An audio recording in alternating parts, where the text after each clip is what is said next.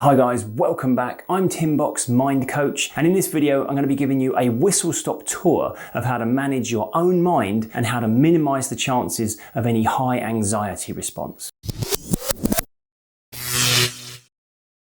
Okay, so I'm going to lay it out for you, a basic model of how we might look at challenges that we face during the day so that we can manage our own emotional responses a little bit better. Every time we face a challenge, be it big or small, we do this little self-assessment, this self-audit of resources. Do I have the resources to face this challenge? It happens outside of our conscious awareness in the background, but it's happening hundreds and hundreds of times every day. Now, if we look at the challenge and we say, yes, I can deal with that, then it's more than likely we will just get on with it, engage with it with minimal emotional impact, barely even noticing. But if the answer comes back, no, we can't deal with this challenge, we don't have the resources, then we're more likely to suddenly feel under threat. Whenever we feel under threat, our body puts us into that stress response, which is where our heart beats faster, our muscles tense up, and we get ready to take some sort of fight or flight action. This is why when we've been experiencing high levels of anxiety over a long period of time, it's so exhausting because it's physically stressing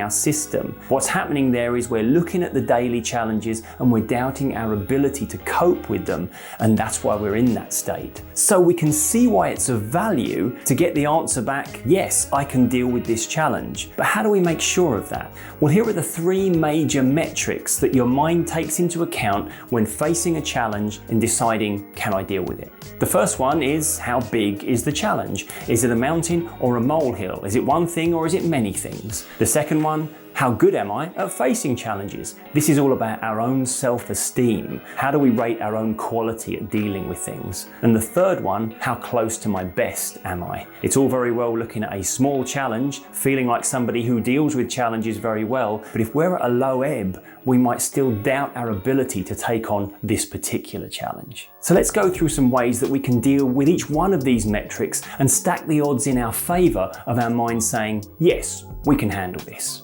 First of all, how big is the challenge? Most of the time, when we look at the stuff ahead of us, it's not the fact that each individual thing is huge and insurmountable, it's normally because we've just got too much going on. We're trying to do too many things at once. And you know, as human beings, we're not tremendously good at multitasking. We might think we are, but we only really have a single point of conscious focus. So when we look at the day ahead and we feel like we can't handle it, it's normally because we're trying to get too much done or simply trying to do everything at once. The way we change this is, instead of looking at everything that we've got to get done, we simply look at the next one thing that we need to do. If we take one thing at a time, we're more than likely to feel able to deal with that individual challenge. Remember, even a juggler only holds one ball at a time. Second, how good am I at facing challenges? Our self-esteem is fundamental, it's pivotal about whether we feel anxious when we face the day or we don't. So we need to do everything we can to build our self-esteem. But here's the thing, most of the time, we don't really need to do anything except stop damaging our self-esteem.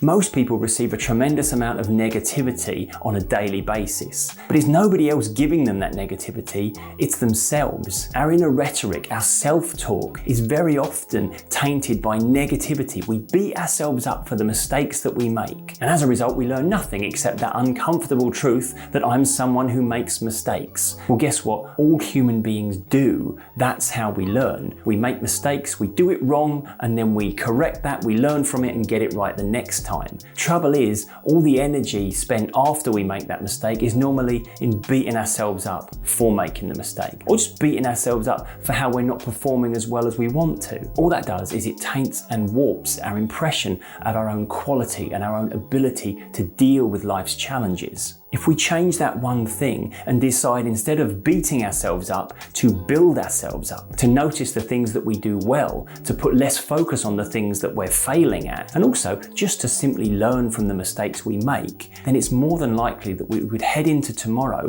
feeling much better about the day and our ability to cope with it. And third, how close to my best am I? This is about basic self-care. This is about granting ourselves downtime, rest time, and of course at night, scheduling in a good night's sleep. When we wake up in the morning and we feel like our batteries are 100% fully charged, it's a different day. We look at the stuff ahead of us and we recognize our ability to deal with it. If we wake feeling drained and at a low ebb, then we're unlikely to feel capable of handling anything. And of course, if we grant ourselves downtime, if we look after our self-care, if we take care of our own mental health, then we demonstrate that attitude that we're worth caring about, and that naturally increases our self-esteem.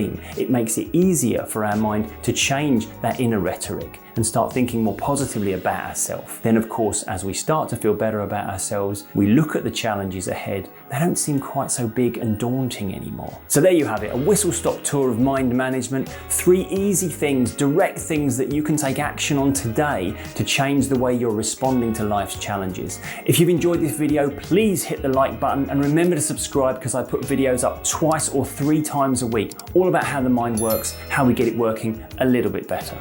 Until next time though, I'm Timbox, Mind Coach. Remember to be kind to your mind. I'll see you next time.